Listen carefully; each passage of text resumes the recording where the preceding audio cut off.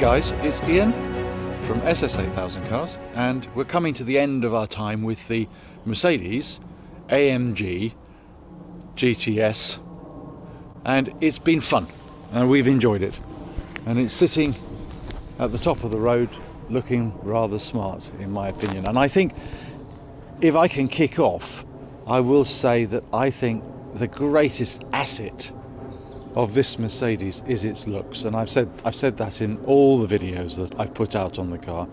There is no question in my mind at all that this car really looks fantastic, and I go as far as saying one of the best cars of its type on the market. Absolutely fantastic. It's aggressive, low, it's everything a supercar should be really, and it has the performance to match.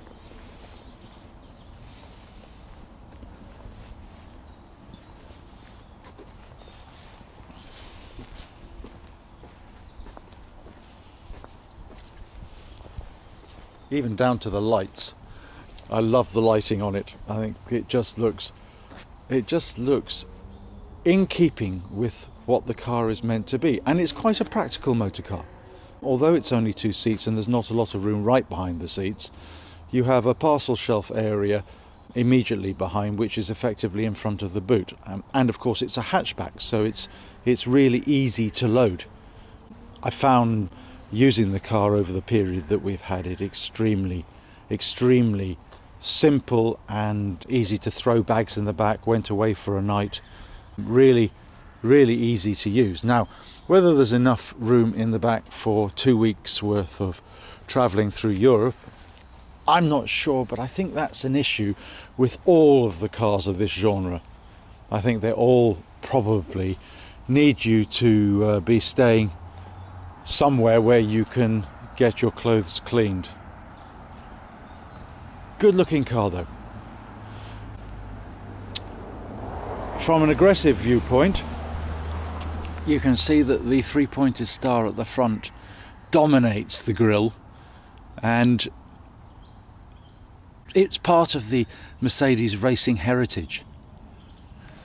Then you have a really long swooping bonnet, which you genuinely can't see the last 3 feet of, so you have to guess, although it has parking sensors, so in theory you won't bang the front against anything. And then of course we've got the air intakes in the bonnet itself, which is quite nice. It's just everything that you'd expect of a car like this. Got the air intake on the side and the strakes, and in between the 2 strakes we've got V8 bi-turbo. So this is a 4-litre twin turbo in the GT-S, producing 510 HP. So it's a powerful bruiser.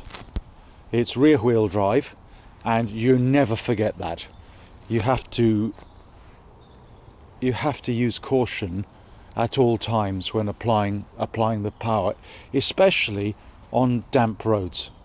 The roads have been a mix. We've had dry, we've had sun, we've had cloud, and we picked it up and it was quite drizzly, and it'll be going back or being picked up by Mercedes, and it's quite drizzly.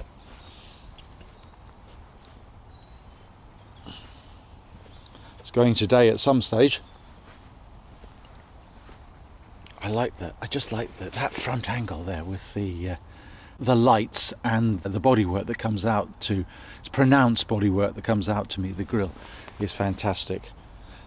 Brakes, if I was going to have one of these for myself, I would definitely specify the carbon ceramics. The steel discs are good enough for the road, no question, but I think it's a fairly heavy car, this.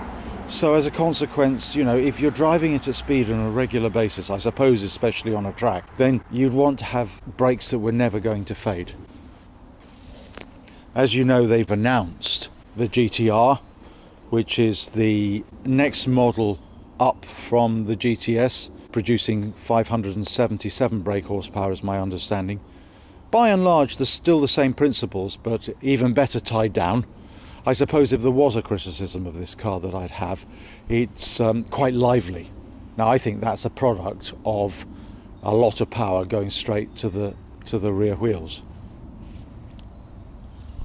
And again, a lot of the weight in this car is going to be at the front, I suspect. Although the engine is truly a front mid-engined positioning, so it's behind, the bulk of the weight is behind the front wheels, there's still a fair amount of weight at the front.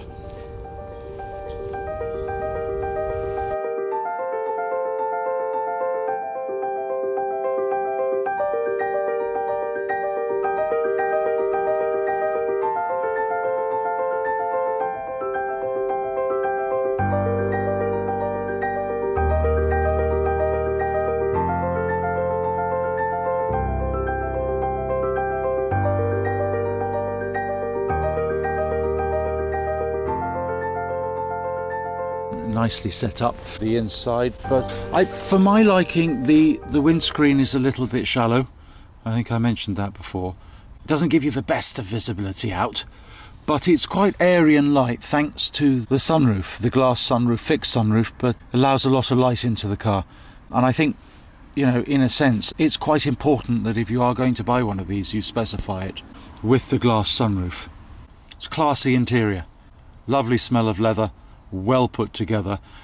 The center console is larger than I think it needs to be. I mean, it's certainly a styling statement without a doubt, but possibly unnecessarily large, and what it does do is make the area for you quite small, and I'm just not sure I'm convinced that you'd need a center console as wide as and as high as that. Also, the positioning of the gear lever is not perfect. It's in the center still, but it's cramped a little bit by what I call the eye controller, and also it's way at the back, whereas naturally I would have had the gear lever where the cup holders are, which are under the air conditioning controls, and I would have the cup holders further back, but you know, that's just a by the by. I was in the GT4 in London yesterday, and the GT4 just felt easier to control and easier to drive, because the ergonomics on the GT4 I think are better than the ergonomics on the Mercedes. But I'd say this is more of an event to drive. You know, there's no question at all that when you're pottering about in this car, it's a lovely companion. It burbles away, it's sophisticated, and it handles quite well. Really until 9/10 or 10/10, and then you have to be aware of the fact that it will break away from you if you're not careful, even with all the traction control systems in place.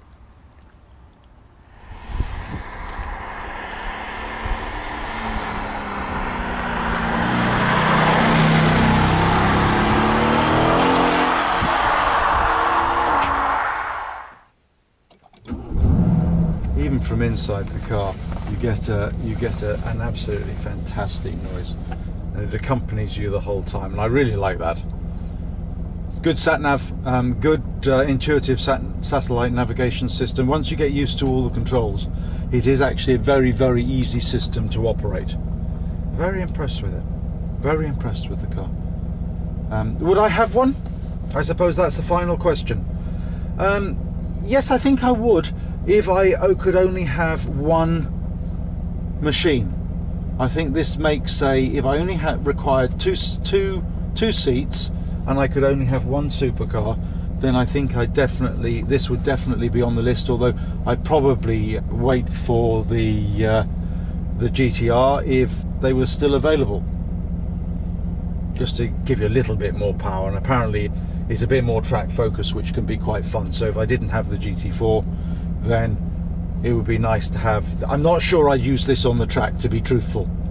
I have read that it makes quite a good track car, but I think it's probably a little bit lively. But in the right hands, of course, you know, that can be a terrific advantage. So allow you to get some slides on.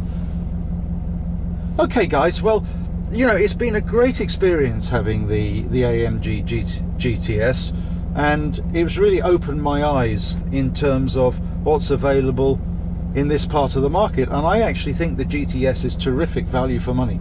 You're getting a whole load of motor car for money that's really a good chunk less than the 540Cs and the R8 V10 and some of the other cars in there. Maybe worth a shout is always going to be the M6 BMW, which is also a very competent car, I understand. All right, well, it's Ian from SS 8000 Cars signing off. I hope you've enjoyed the experience that we've had with the GT-S as well.